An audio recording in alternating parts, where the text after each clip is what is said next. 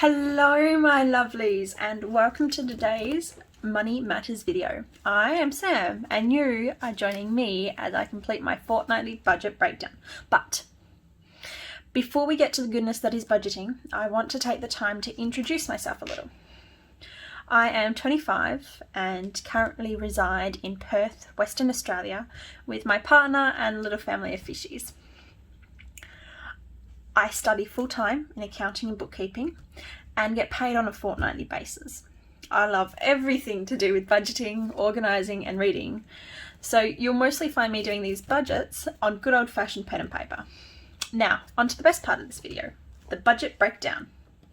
So this fortnight I have two income streams coming in. I have my standard fortnightly income of $713.47 and I have two Medicare rebates coming in. Now they are $128.40 each, making it $256.80 for both of those, giving us a grand total of $970.27 for this fortnight.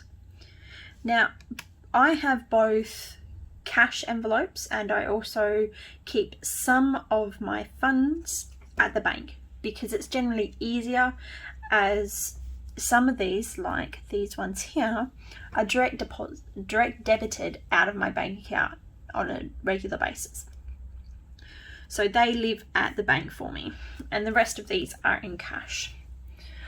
So, given our $970.27 this fortnight, I'm going to go ahead and figure out which funds I want to put it into.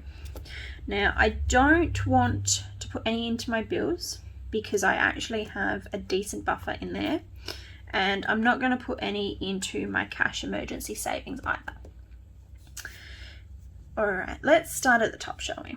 So for rent, I want to put $400 aside. For health, I'm going to go $160. My phone expenses at the bank is getting $20. My health insurance at the bank is getting $30. My car insurance at the bank is getting $10. And also at the bank, my licensing, which covers both my car license and my driver's license, is getting $20. Alrighty. My cash, my food envelope, which is in cash, is getting $120. Fuel is getting $55, which should put me into a nice buffer area.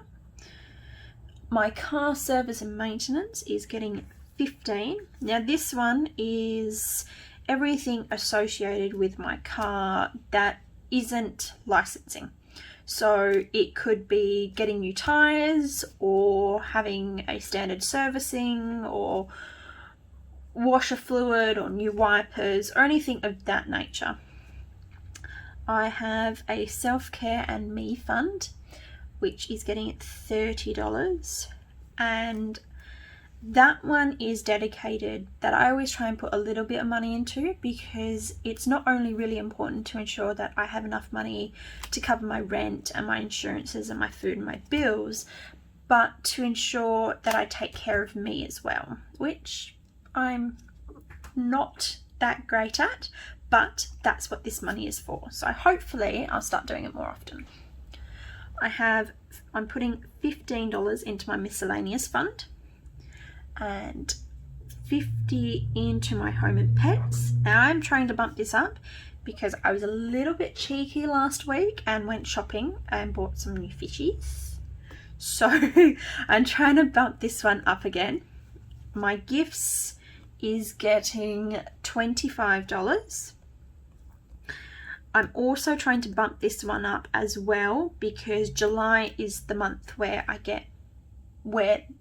spend the most in gifts anyway, because most of my family and my friends, all of their birthdays are in July.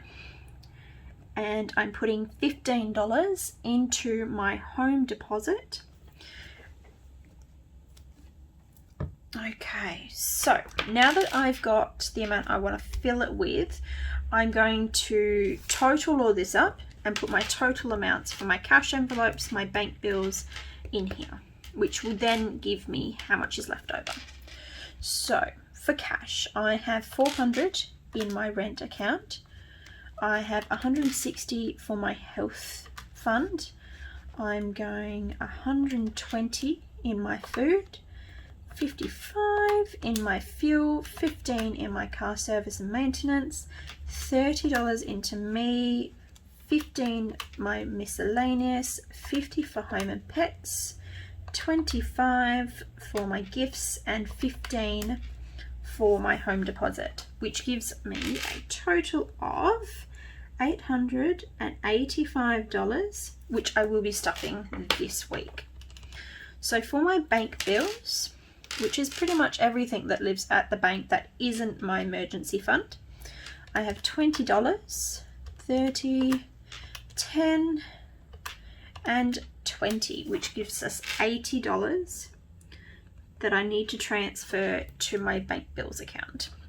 Now if we take my total income and we take away the $885, which is my cash envelopes, minus the $80 that I'm going to be transferring to my bank bills, I have $5.27 left over, which means that my emergency savings in my bank is going to get that. Alright, so now I've completed this. I figured out how much I'm earning this fortnight and where I want it to go. So when I go to do my cash stuffing, I actually like to sit down and figure out exactly how many notes are required to ensure that I can stuff all of my envelopes adequately. So let's do that now. So my rent is getting $400, and that is going to be in $50 notes. 51, 52, 53, 54, 400. Health is 160, so 51, 150, 160. Those for the bank. Food is getting 120, 51, $120. 55 for fuel, which is getting a 50 and a 5. Car service and maintenance is $15. Self-care is getting 30, which I'll do as a 20 and a 10. Miscellaneous is 15, so a 10 and a 5. Home and pets is a 50. Gifts is getting 25, so a 20 and a 5. And home deposit is getting 15, so a 10 and a 5. Now if we total these up, we should get this amount here. So let's do that now, just to make sure that I've done my calculations right. So we go 15 times the 50, gives us $750 in $50 notes. 20 by 3 will give us $60 in $20 notes. We have 10 by 5, giving us $50 of $10 notes. And 5 by 5 gives us $25 of $5 notes. Now let's add these up, make sure we did my calculations correct, which gives us the $885. So there we are. This is this fortnight's zero-based budget. So glad all the numbers worked out correctly. Thank you so much for joining me, and hopefully I will see you lovely people on my next one. Bye!